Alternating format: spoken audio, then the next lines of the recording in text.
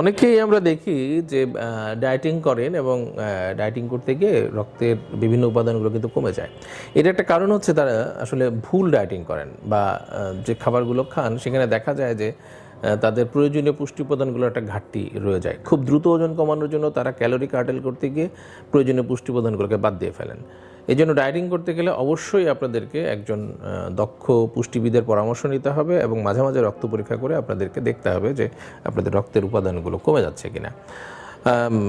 কম খেতে গিয়ে একেবারে এখন দেখেন একদম না খেয়ে থাকলে তো আপনার শরীর শুকাবেই, এটা তো এমন কৃতিত্বের কিছু না যে আপনি ওজন কমিয়ে ফেলছেন।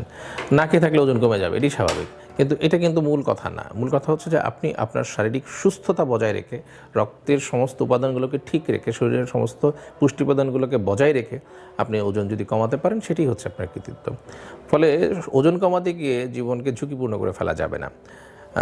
আর প্রয়োজনীয় পুষ্টি উপাদানগুলো বিশেষ করে আয়রন, ভিটামিন, বিশেষ করে ভিটামিন বি, মানে আমাদের রক্ত কমে যায় কারণ ভিটামিন বি এর যে উপাদানগুলো আছে সেগুলোও কিন্তু ভিটামিন বি12, ফলিক অ্যাসিড, এগুলোও কিন্তু অনেক সময় কমে যায় কারণ দেখা যায় একটা লম্বা সময় ধরে ফাস্টিং থাকেন, তখন কিন্তু খাওয়া দাওয়া করেন না, বা অনেকে আছে যে মিট বা মাংস, মাছ এগুলো খাওয়া ছেড়ে দেন, খালি সবজি খান, তো তাতেও কিন্তু আপনার এই সমস্যাগুলো হবে, বিশেষ করে রক্তের উপাদানগুলো কমে যাওয়ার বিষয়টা। কারণ অ্যানিম্যাল সোর্স থেকে আমরা যে পুষ্টিগুলো পাই সেগুলো রক্ত উৎপাদনের জন্য খুব জরুরি।